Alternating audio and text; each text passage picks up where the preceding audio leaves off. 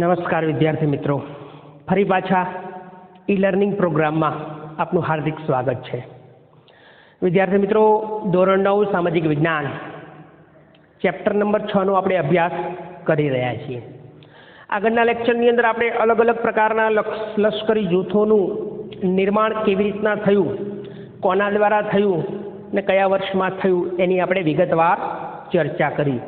જે લશ્કરી જૂથો નાટો, સિયાટો, વોર્સો અને સેન્ટો, આ ચારે ચાર નાટો, સિયાટો, સેન્ટો અને વોર્સો કરાર વિશે આપણે વિદ્યાર્થી મિત્રો ખૂબ વિગતવાર ચર્ચા કરી અને એની સાથે સાથે ઠંડા યુદ્ધના પરિણામો વિશે પણ ચર્ચા કરી. આજે આપણે એક નવા ટોપિક સાથે આગળ વધીશું, જેમાં મેં તમને કીધું હતું કે ગયા લેક્ચરમાં આપણે ક્યુબા કટોકટી, જે શસ્ત્રીકરણ નિશસ્ત્રીકરણ ના ટોપિકની અંદર જ એનો એક ભાગ છે ક્યુબા કટોકટી, પેરેગ્રાફ નંબર 2 એ ટોપિકની અંદર. હવે આપણે એ જ ટોપિકની અંદર શસ્ત્રીકરણ અને નિશસ્ત્રીકરણ વિશે સમજીશું.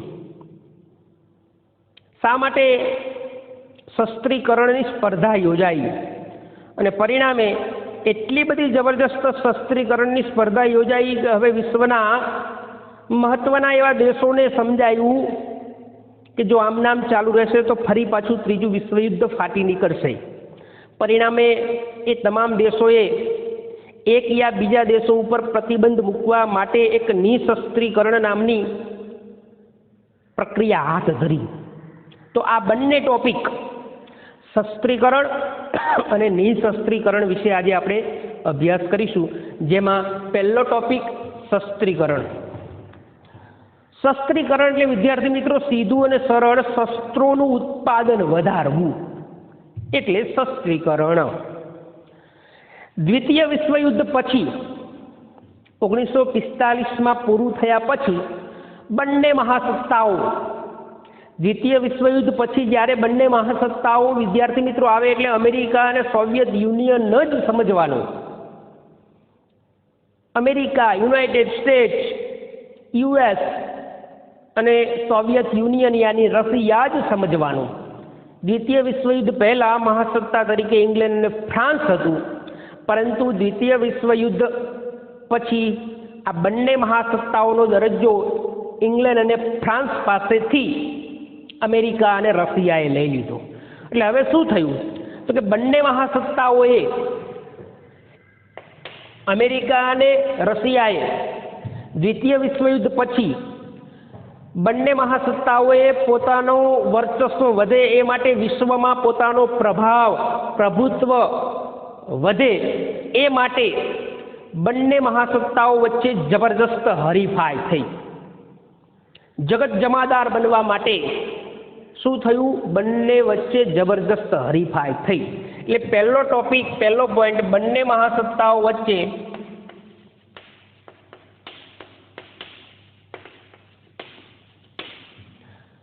વિશ્વ પર પ્રભાવ, પ્રભુત્વ જમાવવા માટે શું થઈ તો કે હરીફાઈ.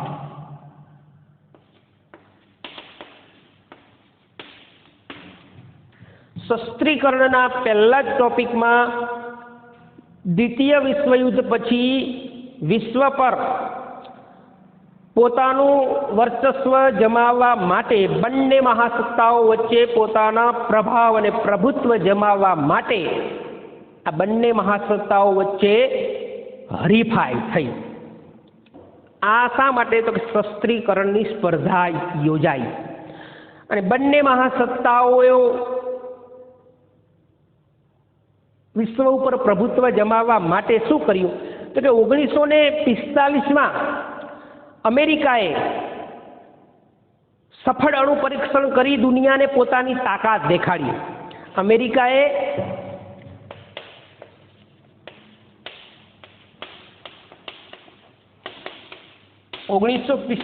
માં જાપાનના હિરોશીમા અને નાગાસાકી પર, જાપાન પર અણુ બોમ્બ ફેંકી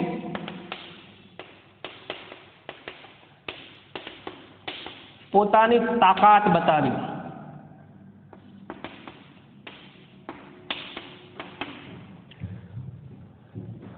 શસ્ત્રીકરણની સ્પર્ધામાં અમેરિકાએ 1945માં દ્વિતીય વિશ્વયુદ્ધમાં જાપાનના હિરોશીમા અને નાગાસાકી શહેર પર 2 અણુબોમ્બ ફેંકી વિશ્વને પોતાની તાકાત બતાવી. એની સામે રશિયાએ પણ પોતાની તાકાત બતાવવા માટે 1949માં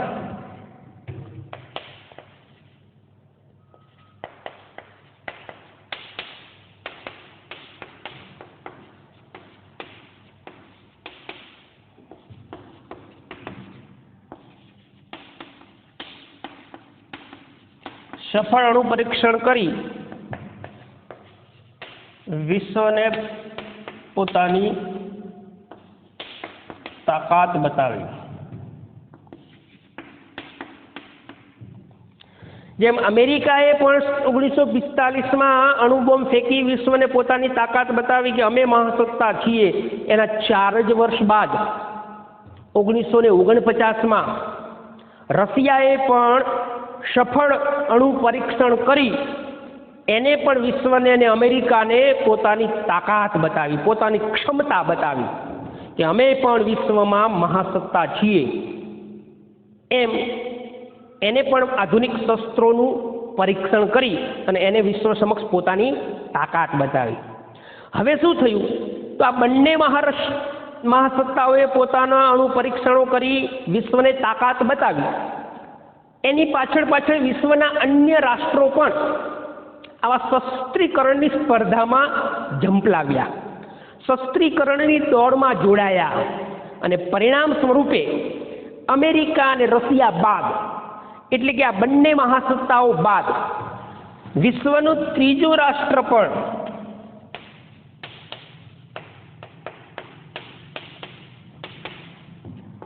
ઇંગ્લેન્ડે પણ, બંને મહાસત્તાઓ બાદ ઇંગ્લેન્ડ, બ્રિટને પણ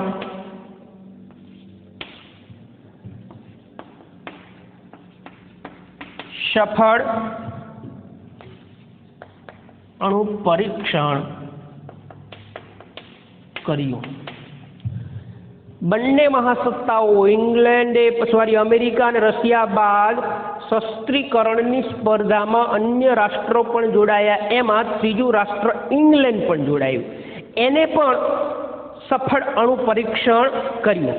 ત્યારબાદ ચીને પણ 1964માં સફળ અણુ પરીક્ષણ કર્યું.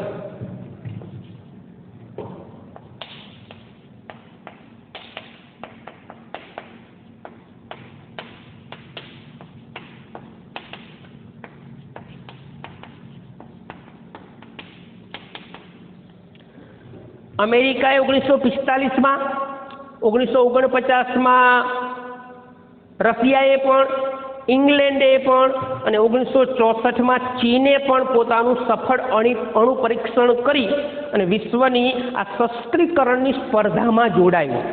આમ હવે વિશ્વમાં એક બાદ એક કરતા એવા 5 રાષ્ટ્રો સફળ અણુ પરીક્ષણ કરી અને વિશ્વમાં પોતાની તાકાત બતાવી અને શસ્ત્રીકરણની સ્પર્ધામાં જોડાયા. અમેરિકા, રશિયા, ઇંગ્લેન્ડ, ફ્રાન્સ અને ચીન, આ 5 રાષ્ટ્રો વિશ્વમાં હવે શસ્ત્રીકરણની સ્પર્ધામાં જોડાયા અને એમને સફળ અણુ પરીક્ષણ કરી અને શસ્ત્રોનું જબરજસ્ત ઉત્પાદન વધાર્યું. પરિણામ શું થયું? આ 5 જે રાષ્ટ્રો હતા એ સંયુક્ત રાષ્ટ્રોમાં, યુનાઇટેડ નેશનમાં એક કાયમી સભ્ય રાષ્ટ્રો હતા, જેને વીટો પાવર ધરાવતા રાષ્ટ્રો કહી શકાય. એવા 5 કાયમી સભ્ય રાષ્ટ્રો સલામતી સમિતિના સભ્યો હતા. હવે અણુ પરીક્ષણ કર્યા બાદ ધીરે ધીરે આ 5 રાષ્ટ્રોએ પણ જબરજસ્ત અણુ પરીક્ષણોની સાથે પરમાણુ શસ્ત્રોની સાથે જૈવિક bomb, hydrogen bomb, nitrogen bomb, આધુનિક મિસાઇલોનું, જેને આપણે પ્રક્ષેપાસ્ત્રો કહી શકાય. આધુનિક મિસાઇલો એટલે શું? પ્રક્ષેપાસ્ત્રો.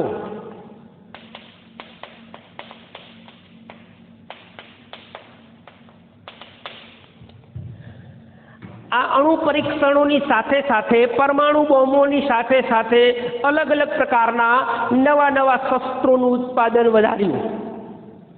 ઘણા બધા એવા શસ્ત્રો, હાઇડ્રોજન બોમ્બ, નાઇટ્રોજન બોમ્બ, આધુનિક તોપો, આધુનિક શસ્ત્રોનું ઉત્પાદન વધાર્યું. પ્રક્ષેપાસ્ત્રો, જેને મિસાઇલો તરીકે ઓળખી શકાય છે. પ્રક્ષેપાસ્ત્રો એટલે વિદ્યાર્થી મિત્રો મિસાઇલો. તો આ આધુનિક મિસાઇલો, જે મિસાઇલો કેવી વિદ્યાર્થી મિત્રો, કે દૂરના નિશ્ચિત કરેલા લક્ષ્યાંકોને સિદ્ધ કરી શકે તેવી, હજારો કિલોમીટર દૂર એવા વિસ્તારોમાં મિસાઇલોને નિશ્ચિત કરેલા લક્ષ્યાંકને એ પાર પાડી શકે, ત્યાં જઈને જ પડી શકે એવી મિસાઇલોનું ઉત્પાદન, એવી મિસાઇલોનું સંશોધન કર્યું આ 5 રાષ્ટ્રોએ.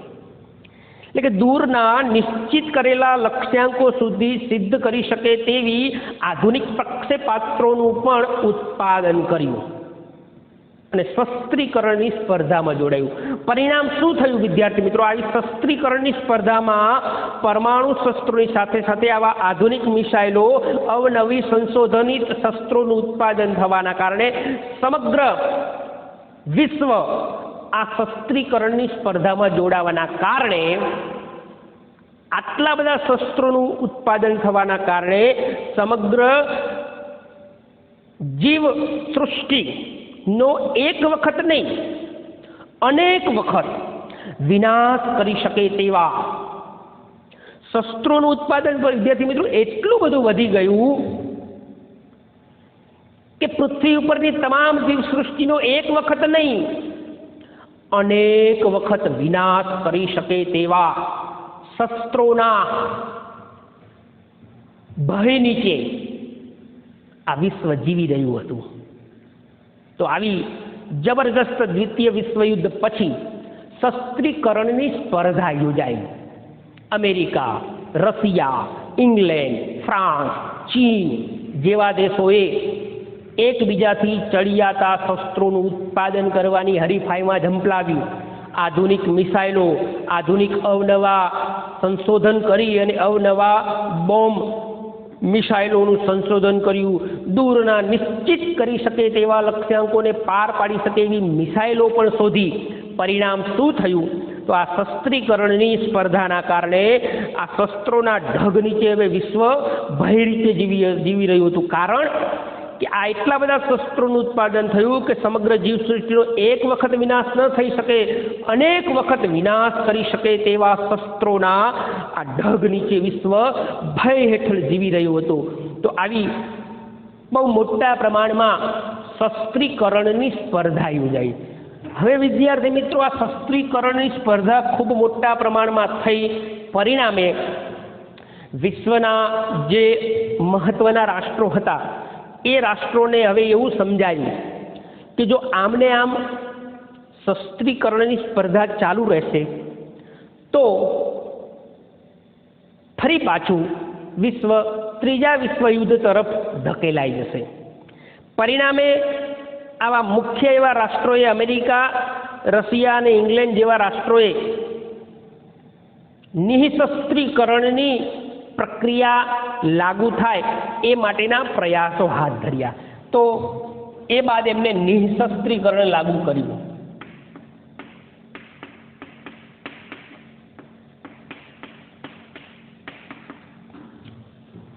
નિઃશસ્ત્રીકરણ 1961-62 અંદર ક્યુબા કટોકટીની જે ઘટના થઈ, આપણે વિદ્યાર્થી મિત્રો સમજી ગયા.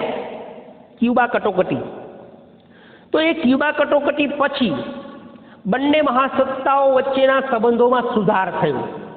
સંદેશાઓની આપ-લે શરૂ થઈ અને પરિણામે એ સંબંધોમાં સુધાર થવાના કારણે બંને મહાસત્તાઓએ અને એની સાથે સાથે ઇંગ્લેન્ડે પણ, એટલે કે રશિયા, અમેરિકા અને ઇંગ્લેન્ડ, આ ત્રણેય મહાસત્તાઓએ વિશ્વમાં નિઃશસ્ત્રીકરણની દિશામાં પ્રથમ સોપાન તરીકે, એટલે કે સોપાન એટલે પ્રથમ પગલા તરીકે, દ્વિતીય વિશ્વયુદ્ધ પછી જે સમયગાળો ઠંડા યુદ્ધનો ચાલ્યો એ સમયગાળા પછી 1961-62ની ક્યુબા કટોકટીની ઘટના પછી બંને મહાસત્તાઓ વચ્ચેના સંબંધોમાં જે સુધાર થયો એના પછી એ બંને મહાસત્તાઓ, અમેરિકા અને રશિયા સાથે ઇંગ્લેન્ડે પણ નિશસ્ત્રીકરણની દિશાના પ્રથમ સોપાન તરીકે, પ્રથમ પગલાં તરીકે પરમાણુ શસ્ત્રોનું ઉત્પાદન ન થાય, એનું પરીક્ષણ ન થાય, એનો પ્રસાર ન થાય, એનો પ્રભાવ વધુ અન્ય દેશોમાં ન ફેલાય અને એ પરમાણુ શસ્ત્રોના પરીક્ષણ, ઉત્પાદન, એના પ્રસાર પર પ્રતિબંધ મૂકતું, અંકુશ લગાવતું આ નિશસ્ત્રીકરણ લાગુ થાય એ માટે સહમત થયા. તો પહેલો પોઈન્ટ નિશસ્ત્રીકરણની અંદર ક્યુબા કટોકટીની ઘટના પછી અમેરિકા, રશિયા અને ઇંગ્લેન્ડ પરમાણુ શસ્ત્રોનું ઉત્પાદન ન થાય એના માટે નિશસ્ત્રીકરણની દિશામાં પ્રથમ સોપાન તરીકે, પ્રથમ પગલાં તરીકે પરમાણુ શસ્ત્રોનું એનું ઉત્પાદન ન થાય, એનું પરીક્ષણ ન થાય, એનો પ્રભાવ ન વધે, એનો પ્રસાર ન થાય, એના માટે આ ત્રણેય દેશો સહમત થયા. પરંતુ આ સંધિ જે પરમાણુ શસ્ત્રોના ઉત્પાદન, પરીક્ષણ અને પ્રસાર પર અંકુશ મુક્તિ સંધિ પર ફ્રાન્સ અને ચીને હસ્તાક્ષર કર્યા નહીં. કોને હસ્તાક્ષર કર્યા નહીં? ફ્રાન્સ અને ચીને.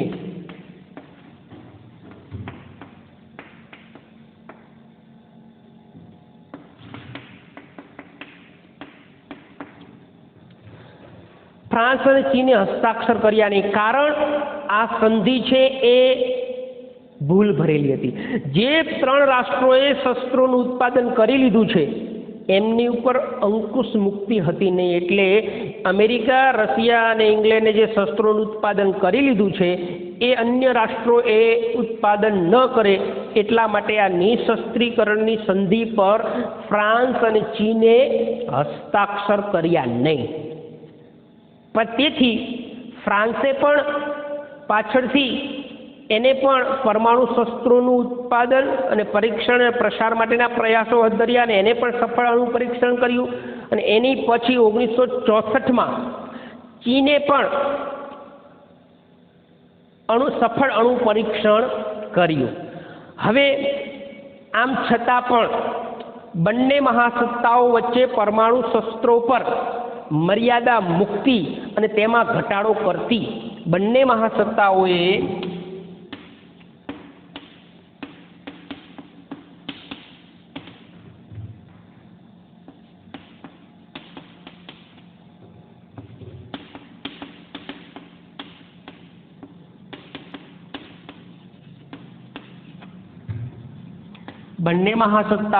પરમાણુ શસ્ત્રો પર મર્યાદા મુક્તિ અને તેમાં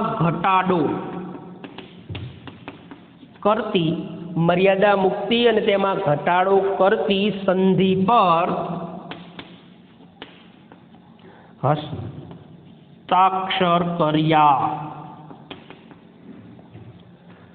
ફ્રાન્સ અને ચીને સફળ અણુ પરીક્ષણ કર્યું છતાં પણ બંને મહાસત્તાઓ એની સાથે સાથે ઇંગ્લેન્ડે પણ, અમેરિકા, રશિયા અને ઇંગ્લેન્ડે પણ આ નિશસ્ત્રીકરણના સોપાન તરીકે શસ્ત્રોનું ઉત્પાદન, પરીક્ષણ અને પ્રસાર ન થાય એના માટે આ અમેરિકા, રશિયા અને ઇંગ્લેન્ડે એમાં મર્યાદા મુક્તિ અને તેમાં ઘટાડો કરતી સંધિ પર હસ્તાક્ષર કર્યા. ભારતે પણ આ સંધિને આવકારી છે, પરંતુ ભારત સંપૂર્ણ નિશસ્ત્રીકરણની હિમાયત કરે છે. ભારત, વિદ્યાર્થી મિત્રો, આ સંધિને આવકારે છે, નિશસ્ત્રીકરણની સંધિ આવકારે છે. જે પરમાણુ શસ્ત્રોનું ઉત્પાદન ન થાય, એનું પરીક્ષણ ન થાય, એનો પ્રસાર ન થાય એટલા માટે ભારતે આ સંધિને આવકારી છે. ભારત સમજે છે કે આ પરમાણુ શસ્ત્રોનું ઉત્પાદન એ વિશ્વ માટે જોખમકારક છે. એટલે ભારતે આ સંધિને આવકારી છે, હિમાયત કરે છે, આગ્રહ કરે છે કે આ સંધિ લાગુ થવી જોઈએ, પરંતુ ભારત સંપૂર્ણ નિશસ્ત્રીકરણની હિમાયત કરે છે. કેવી? તો કે સંપૂર્ણ નિશસ્ત્રીકરણની. ભારતે આ સંધિને આવકારી છે, પરંતુ ભારત સંપૂર્ણ નિશસ્ત્રીકરણની હિમાયત કરે છે, આગ્રહ કરે છે. શા માટે? તો એનું કારણ છે વિદ્યાર્થી તો કે જે રાષ્ટ્રો અમેરિકા, ઇંગ્લેન્ડ, ફ્રાન્સ, ચીન, રશિયા જેમને શસ્ત્રોનું ઉત્પાદન કરી લીધું છે અને જે બીજા રાષ્ટ્રો ઉત્પાદન ન કરે, જેમાં ભારત પણ એ સમયે પરમાણુ શસ્ત્રો ધરાવતું રાષ્ટ્ર હતું નહીં, એટલે એમની ઉપર મર્યાદા મૂકે છે. જ્યારે જે રાષ્ટ્રોએ શસ્ત્રોનું ઉત્પાદન કરી લીધું છે એ રાષ્ટ્રો ઉપર આ નિશસ્ત્રીકરણ લાગુ થતું નથી. ભારત કેવું સમજે છે? તો કે સંપૂર્ણ નિશસ્ત્રીકરણ. જે પણ રાષ્ટ્રોએ આ શસ્ત્રોનું ઉત્પાદન કર્યું છે એ શસ્ત્રો સંપૂર્ણપણે નેસ્તનાબૂદ કરી નાખે તો ભારત આ નિશસ્ત્રીકરણ માટે જોડાવા યોગ્ય સમજે છે. એટલે ભારતે હંમેશા સંપૂર્ણ નિશસ્ત્રીકરણની હિમાયત કરેલી છે. ભારત એવું સમજે છે કે જ્યાં સુધી વિશ્વની અંદર સંપૂર્ણ નિશસ્ત્રીકરણ નહીં થાય ત્યાં સુધી વિશ્વ પરમાણુ શસ્ત્રોના જોખમમાંથી બચી શકશે નહીં. ભારત કેવું સમજે છે કે જ્યાં સુધી પરમાણુ શસ્ત્રોનું સંપૂર્ણ નિશસ્ત્રીકરણ નહીં થાય ત્યાં સુધી વિશ્વ પરમાણુ શસ્ત્રોના જોખમમાંથી ક્યારે પણ બચી શકશે નહીં. એટલે આ સંધિ પર ભારતે પર હસ્તાક્ષર કર્યા નહીં અને અમેરિકા, ઇંગ્લેન્ડ, ફ્રાન્સ, ચીન, રશિયા પછી ભારતે પણ 1998માં રાજસ્થાનના પોખરણમાં એ પોખરણના રણની અંદર સફળ અણુ પરીક્ષણ કર્યું. વિદ્યાર્થી મિત્રો, ભારત આજે પણ સંપૂર્ણ નિશસ્ત્રીકરણની હિમાયત કરે છે, આગ્રહ કરે છે કે જે દુનિયાના રાષ્ટ્રો પાસે પરમાણુ શસ્ત્રો છે એ બધા જ પરમાણુ શસ્ત્રો નિષ્ક્રિય કરી દેવામાં આવે, નેસ્તનાબૂદ કરી દેવામાં આવે તો ભારત પણ એમાં તૈયાર છે. પરંતુ એ રાષ્ટ્રોએ રાખવાનું, બીજા રાષ્ટ્રોએ નિશસ્ત્રીકરણની પ્રક્રિયામાં જોડાવું તો એ ભારત એના માટે સહમત નથી. એટલા માટે જ ભારતે આ સંધિને આવકારી છે, પરંતુ ભારત કેવી રીતના? તો કે સંપૂર્ણ નિશસ્ત્રીકરણની જ હિમાયત કરે છે. જો ઇંગ્લેન્ડ, ફ્રાન્સ, રશિયા, અમેરિકા, ચીન જેવા રાષ્ટ્રો શસ્ત્રોનું ઉત્પાદન કરશે તો ભારત પણ કરશે. એ શસ્ત્રો નેસ્તનાબૂદ કરવા તૈયાર છે તો ભારત પણ તૈયાર છે. એટલે આ સંધિ જે બનાવવામાં આવી હતી એ સંધિની ભારત હિમાયત કરે છે, પરંતુ સંપૂર્ણ નિશસ્ત્રીકરણની હિમાયત કરે છે. છતાં પણ આ વિશ્વના મહાસત્તાઓ જે રાષ્ટ્રો હતા એમને પરમાણુ શસ્ત્રોના ઉત્પાદન, એના પરીક્ષણ, એના પ્રભાવ પર, એના પ્રસાર પર મર્યાદા મૂકતી, પ્રતિબંધ મૂકતી સંધિ પર હસ્તાક્ષર કર્યા, જેનો અલગ અલગ રાષ્ટ્રોએ વિરોધ પણ કર્યો. છતાં પણ આ સંધિ ઉપર એ રાષ્ટ્રોએ હસ્તાક્ષર કર્યા. ભારત સંપૂર્ણ નિશસ્ત્રીકરણની હિમાયત કરે છે. ભારત એવું સમજે છે કે જ્યાં સુધી પરમાણુ શસ્ત્રોનું ઉત્પાદન સંપૂર્ણપણે નેસ્તનાબૂદ નહીં થાય, સંપૂર્ણ નિશસ્ત્રીકરણ નહીં થાય ત્યાં સુધી વિશ્વ પરમાણુ શસ્ત્રોના જોખમમાંથી બચી શકશે નહીં. તો આ વાત થઈ નિશસ્ત્રીકરણની. હવે વિદ્યાર્થી મિત્રો, પરમાણુ શસ્ત્રોની વાત કરીએ છીએ ટોપિકમાં આપણે શસ્ત્રીકરણ સમજ્યા, નિશસ્ત્રીકરણ સમજ્યા, જેમાં આપણે આગળના પિરિયડમાં એ ટોપિકનો જ બીજો પેરેગ્રાફ જે હતો ક્યુબા કટોકટી એના વિશે પણ સમજ્યા. હવે આગળના પાઠની અંદર આગળનો ટોપિક છે એશિયામાં સ્વતંત્ર થયેલા રાષ્ટ્રો અને આફ્રિકામાં સ્વતંત્ર થયેલા રાષ્ટ્રો.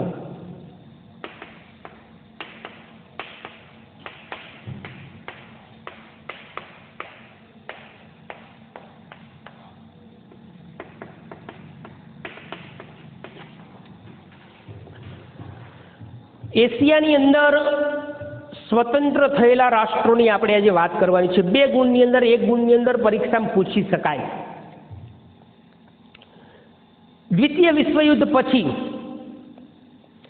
વિશ્વમાં જબરજસ્ત પરિવર્તનનો પવન ફૂંકાયો. એક યા બીજા રાષ્ટ્રો જે યુરોપ અને ખાસ કરીને પશ્ચિમ યુરોપના રાષ્ટ્રોની જે ગુલામી ભોગવતા હતા, એ રાષ્ટ્રોએ પોતાની સત્તા જતી કરી એમ હતા નહીં, છતાં પણ જબરદસ્ત આંદોલનનો યુગ 1945ના દ્વિતીય વિશ્વયુદ્ધ પછી વિદ્યાર્થી મિત્રો શરૂ થયો. અને આ આંદોલનના યુગના પરિણામ સ્વરૂપે જ એશિયામાં દ્વિતીય વિશ્વયુદ્ધ પછી કેટલાક એવા રાષ્ટ્રો ધીરે ધીરે ધીરે ધીરે સ્વતંત્ર થયા.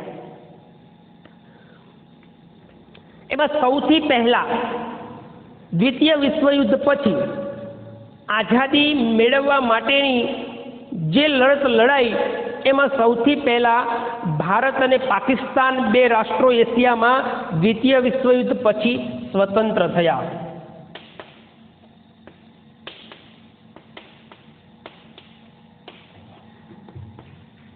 ઈસવીસન 1947માં વિદ્યાર્થી મિત્રો મારે કાંઈ કહેવાની જરૂર હોય નહીં, તમને બધાને ખબર જ હોય ભારત અને પાકિસ્તાન આ બંને રાષ્ટ્રો સ્વતંત્ર થયા. આ એક સંયુક્ત રાષ્ટ્ર હતું ભારત, એમાંથી પાકિસ્તાન અલગ રાષ્ટ્ર થયું, હિન્દુસ્તાનમાંથી પાકિસ્તાન અલગ થયું અને ભારત અને પાકિસ્તાન એમ 2 દેશનો જન્મ થયો. આઝાદી મળી 1947માં. ભારત અને પાકિસ્તાન દેશને આઝાદી મળ્યા પછી વિશ્વના અન્ય રાષ્ટ્રો પણ આ ભારતના આંદોલનમાંથી પ્રેરણા લઈ અને એમને પણ સ્વતંત્રતાની લડતમાં જોડાયા અને એમને પણ ધીરે ધીરે સ્વતંત્રતા મળી. એના પછીના દેશની વાત કરીએ તો 1949માં શ્રીલંકા પણ સ્વતંત્ર થયું.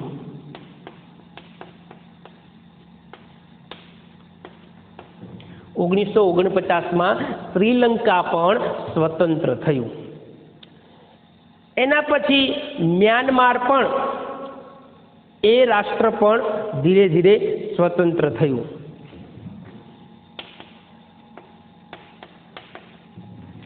મ્યાનમાર પણ 1949માં સ્વતંત્ર થયું.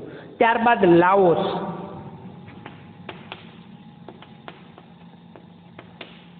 કંબોડિયા, 1948માં શ્રીલંકા, 1949માં Myanmar. Bharat, Pakistan, Sri Lanka, Myanmar, Laos અને કંબોડિયા જેવા એશિયામાં જે રાષ્ટ્રો છે એક પછી એક ધીરે ધીરે એવા સ્વતંત્ર રાષ્ટ્રો થયા. તો આ દ્વિતીય વિશ્વયુદ્ધ પછી એશિયામાં ભારત, પાકિસ્તાન 1947માં, શ્રીલંકા 1948માં, મ્યાનમાર 1949માં, લાઓસ અને કંબોડિયા જેવા રાષ્ટ્રો પણ એશિયામાં સ્વતંત્ર થયા. ત્યાર પછી આફ્રિકામાં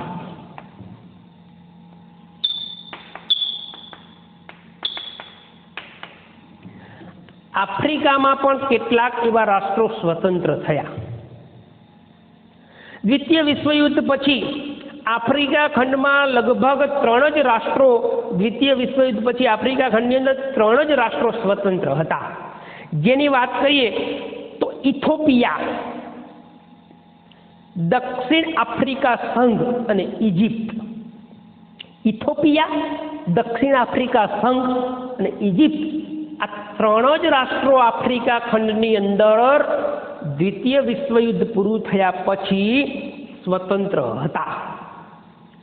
પરંતુ એ આફ્રિકા ખંડના લગભગ 1951 થી લઈ અને 1966 સુધીના સમયગાળામાં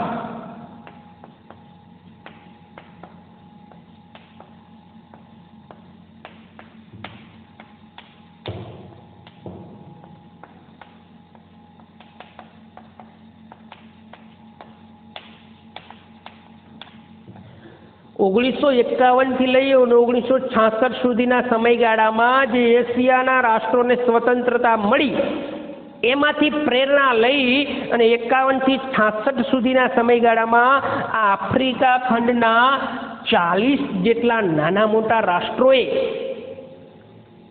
પોતાની સ્વતંત્રતા મેળવી. એશિયામાં જે Bharat, Pakistan, Sri Lanka, Myanmar, Laos, Cambodia જેવા રાષ્ટ્રોએ સ્વતંત્રતા મેળવી હતી, એમનામાંથી પ્રેરણા લઈ અને આ આફ્રિકાના 40 જેટલા નાના મોટા રાષ્ટ્રોએ 1951થી લઈ અને 1966 સુધીના આ સમયગાળાની અંદર એમને પણ સ્વતંત્રતા મળી. પરંતુ આ યુરોપના સત્તા ભૂખ્યા રાષ્ટ્રો પોતાની સત્તા જતી કરે એમ હતા નહીં. એટલે એમને આ રાષ્ટ્રોએ, જે સ્વતંત્ર થયેલા રાષ્ટ્રોને પોતાના એક યા બીજા જૂથમાં, લશ્કરી જૂથમાં, સત્તા જૂથમાં જોડાવાના પ્રયાસો કર્યા અને એના જ પરિણામના ભાગરૂપે આજે વિશ્વમાં ઘણા બધા એવા રાષ્ટ્રો છે એ એક યા બીજા સત્તા જૂથમાં જોડાયા. તો ખેર જવા દો, એની વાત આપણે આગળ કરીશું. તો આફ્રિકામાં 1951થી લઈ અને 66 સુધીમાં કેટલા રાષ્ટ્રો સ્વતંત્ર થયા? તો કે 40 રાષ્ટ્રો. દ્વિતીય વિશ્વયુદ્ધ પછી આફ્રિકા ખંડમાં કયા કયા રાષ્ટ્રો જ માત્ર સ્વતંત્ર હતા? તો 3 એવા રાષ્ટ્રો હતા: દક્ષિણ આફ્રિકા સંઘ, ઇથોપિયા અને ઇજિપ્ત. આ 3 જ રાષ્ટ્રો સ્વતંત્ર હતા. એ પછી 40 જેટલા નાના મોટા રાષ્ટ્રો 1951થી લઈ અને 1966 સુધીના સમયગાળામાં સ્વતંત્ર થયા. હવે આગળના ટોપિકની વાત કરીએ તો કે જે સત્તા જૂથો અને લશ્કરી જૂથોમાં જોડાવા માટે એશિયા અને આફ્રિકાના રાષ્ટ્રો ઉપર આ પશ્ચિમ યુરોપના આ પશ્ચિમી સંસ્કૃતિ ધરાવતા દેશોએ એક યા બીજા સત્તા જૂથ અને લશ્કરી જૂથમાં જોડાવાના પ્રયાસો કર્યા. એમાં ભારત ઉપર પણ પ્રયાસો હાથ ધરવામાં આવ્યા. વિશ્વના અન્ય રાષ્ટ્રો ઉપર પણ પ્રયાસો હાથ ધરવામાં આવ્યા. પરંતુ આ સ્વતંત્ર થયેલા રાષ્ટ્રોએ, એશિયા અને આફ્રિકામાં સ્વતંત્ર થયેલા રાષ્ટ્રોએ વિશ્વમાં એક પણ સત્તા જૂથ કે લશ્કરી જૂથમાં ન જોડાઈને પોતાની અલગ સત્તા જૂથ બનાવ્યું. જે સત્તા જૂથ અલગ બનાવ્યું છે એ નેક્સ્ટ લેક્ચરની અંદર આપણે સમજીશું. બિન જોડાણવાદી જૂથ એ આપણે નેક્સ્ટ લેક્ચરની અંદર સમજીશું. આજના આ પિરિયડની અંદર, આ લેક્ચરની અંદર આપણે 3 મહત્વની બાબતોની વાત કરી: શસ્ત્રીકરણ, નિઃશસ્ત્રીકરણ, એશિયામાં સ્વતંત્ર થયેલા રાષ્ટ્રો, આફ્રિકામાં સ્વતંત્ર થયેલા રાષ્ટ્રો. તો વિદ્યાર્થી મિત્રો, બધું તમે વ્યવસ્થિત યાદ રાખી નોટ કરી લેશો. આવતા નેક્સ્ટ લેક્ચરની અંદર આપણે નવો ટોપિક, અલગ એક ત્રીજું જૂથ, વિશ્વમાં જે 2 સત્તા જૂથો બન્યા હતા, અમેરિકા અને રશિયા સત્તા જૂથ અને લશ્કરી જૂથથી વિપરીત ત્રીજું જૂથ વિશે અભ્યાસ કરીશું, બિન જોડાણવાદી જૂથ. ત્યાં સુધી હું આપની રજા લઉં છું. જય હિન્દ, જય ભારત.